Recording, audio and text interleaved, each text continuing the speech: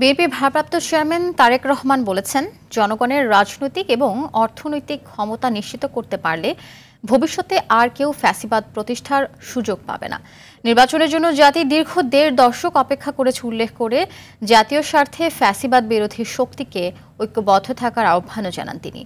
জুলাই গণঅভ্যুত্থানের প্রথম বর্ষপূর্তি উপলক্ষে বিএনপির বিজয় র্যালি পূর্ব সমাবেশে এসব কথা বলেন তারেক রহমান। মাইদুর রহমান রুবেল জানাচ্ছেন বিস্তারিত। ফ্যাসিবাদী সরকারের পতন ও গণ অভ্যুত্থানের বর্ষপূর্তি উপলক্ষে নয়াপল্টনে বিএনপির কেন্দ্রীয় কার্যালয়ের সামনে এই বিজয় র্যালির আয়োজন করে দলটি।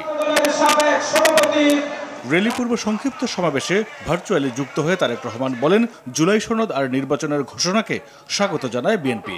একটি গ্রহণযোগ্য নির্বাচনের জন্য দীর্ঘ ১.৫ দশক ধরে অপেক্ষা করছে মানুষ।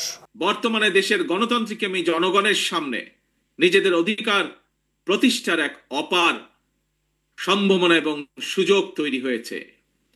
আমরা যদি এই সুযোগকে কাজে লাগিয়ে দেশে জনগণের রাজনৈতিক শক্তি প্রতিষ্ঠা করতে পারি, জনগণের রাজনৈতিক এবং অর্থনৈতিক ক্ষমতা নিশ্চিত করতে পারি, তাহলে ভবিষ্যতে আর কেউ ফ্যাসিবাদ প্রতিষ্ঠা করার সুযোগ পাবে না। তারেক রহমান বলেন, বিভিন্ন ইস্যুতে মতভেদ থাকলেও এক থাকতে হবে রাজনৈতিক দলগুলোকে, আর যেন রাজনীতিবিদদের মুখ দেখাদেখি বন্ধ না হয়।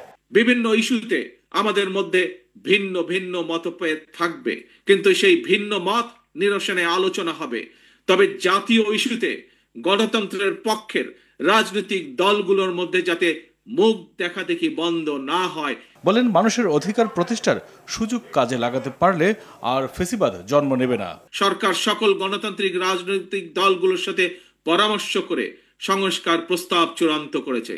তবে দেশ এবং জনগণের কল্যাণে এই সকল কর্মসূচি বাস্তবায়নের জন্য বিএনপি জনগণের সমর্থন এবং সহযোগিতা চায়। পতিত ও পলাতক ফ্যাসিস্টের আমলে যে অন্ধকারের রাজত্ব কায়েম হয়েছিল, বিজয় মিছিল অন্ধকার থেকে বেরিয়ে আলোর পথে যাত্রা বলেও মনে করেন তারেক রহমান। ফ্যাসিবাদ, উগ্রবাদ, চরমপন্থা যাতে আলোর পথে অন্ধকারের রেখা টেনে দিতে না পারে। মাইদুর রহমান রুবেল, RTV, ঢাকা।